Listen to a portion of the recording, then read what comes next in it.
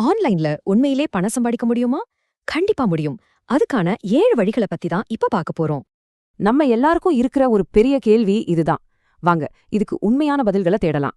ஆனா முதல்ல ஒரு முக்கியமான விஷயம், ஈஸி மணின்னு ஆன்லைன்ல எதுவுமே கிடையாது. இதுக்கு பின்னாடி உண்மையான உழைப்பு இருக்கு. ஆன்லைன் வேலையும் ஆஃப்லைன் வேலை மாதிரி தான். திறமையும் பொறுமையும் ரொம்ப முக்கியம். ஆனா இங்க நீங்க தான் பாஸ். வேலையே செய்யாம பணம் இரட்டிப்பாகும்னு சொன்னா நம்பாதீங்க. இதெல்லாம் லாட்டரி மைண்ட் செட்.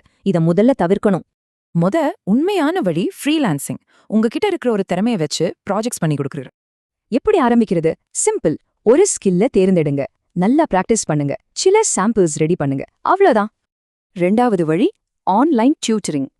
உங்களுக்கு நல்ல தெரிஞ்ச ஒரு விஷயத்த மத்தவங்களுக்கு ஆன்லைன்ல சொல்லிக் கொடுக்கலாம். அடுத்து உங்க ஏரியால இருக்கிற சின்ன சின்ன கடைகளுக்கு சோஷியல் மீடியா மேனேஜரா இருக்கலாம்.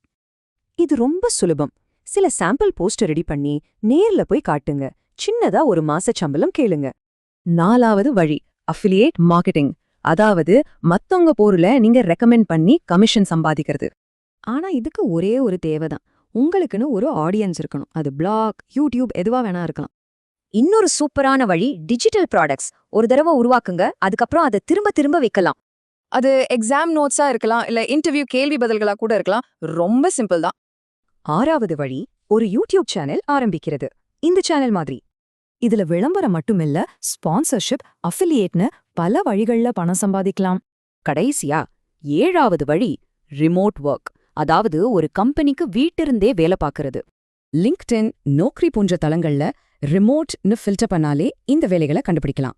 சரி, நாம பார்த்த இந்த 7 வழிகளுக்கும் பொதுவா ஒரு விஷயம் இருக்கு. அது என்னன்னு கவனிச்சிங்களா? பாத்தீங்களா? எல்லாத்துக்கும் அடிப்படையான ஃபார்முலா இதுதான். உங்க திறமையும் உங்க தொடர் முயற்சியும் தான் பணம். ஆன்லைன் உலகத்தோட பெரிய ப்ளஸ் பாயிண்டே இதுதான். இங்க உங்க பேக்ரவுண்ட் முக்கியம் இல்ல, உங்க ரிசல்ட்ஸ் மட்டும்தான் முக்கியம்.